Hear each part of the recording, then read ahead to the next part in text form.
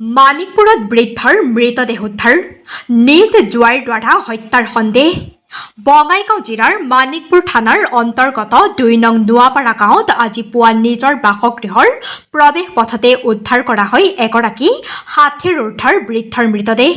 মৃত ব্যক্তিগৰাকী প্ৰায় ৬৫ বছৰ বয়সীয়া, পেছাত ঠেলা চালক, সূৰ্যবলী চৌধুৰী বুলি জানিব পৰা গৈছে। সমগ্ৰ মানিকপুৰ অঞ্চলতে ভোলা বুলি পৰিচিত আছিল মৃত ব্যক্তিজন।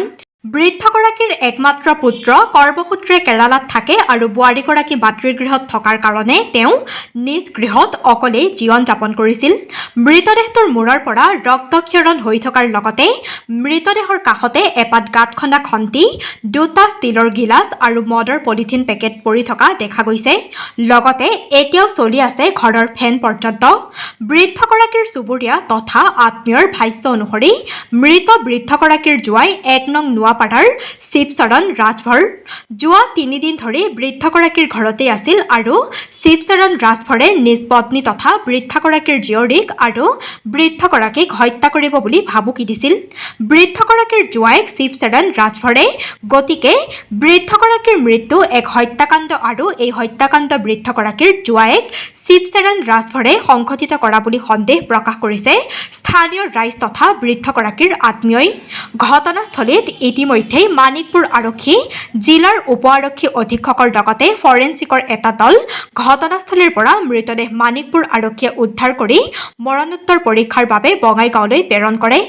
ইতিমধ্যে মানিকপুৰ আৰক্ষীয়ে হত্যাকাৰী জোৱাই শিৱচৰণ ৰাজভৰক আটক কৰিবলৈ সক্ষম হৈছে। কি কাৰণত জোৱায়েকে শহুৰেকক মাৰিলে সেয়া ৰহস্যৰ আৱৰ্তত। আৰক্ষীয়ে সোধপোছ অব্যাহত ৰাখিছে। আৰক্ষীৰ সোধপোছৰ অন্তত কি পোহৰলৈ আহে সেয়া লক্ষণীয় হ'ব। News desk, Bijni first 24।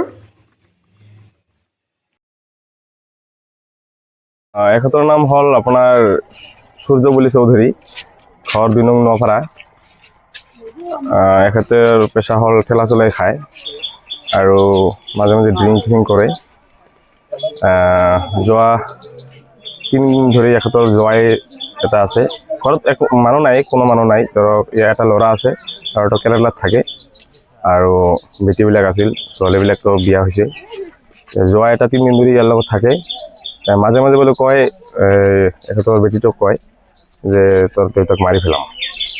কিবা ঘটনা আছে, এইটোতো আমি একচুৱেলি নাজানো।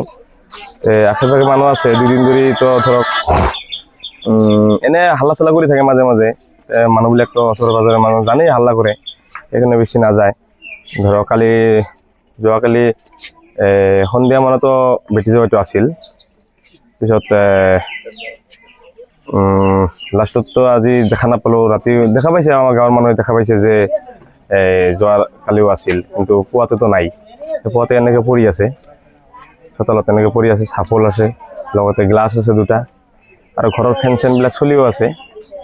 মানে এতিয়া কেনেকৈ কি হৈছে এইটোতো আৰু আমি নাজানো। আমাৰ সন্দেহ হৈছে যে মাৰ্ডাৰ হৈছে, যিহেতু এটা চিন আছে, চাপল আছে লগত। গতিকে এটা তদন্ত লওক, পুলিচ ডিপাৰ্টমেণ্টৰ পৰা তদন্ত ল'লে আমি গম পাম ৰাইজে। আমাৰ সন্দেহ আছে যে মাৰ্ডাৰ হৈছে, এইখিনিয়ে।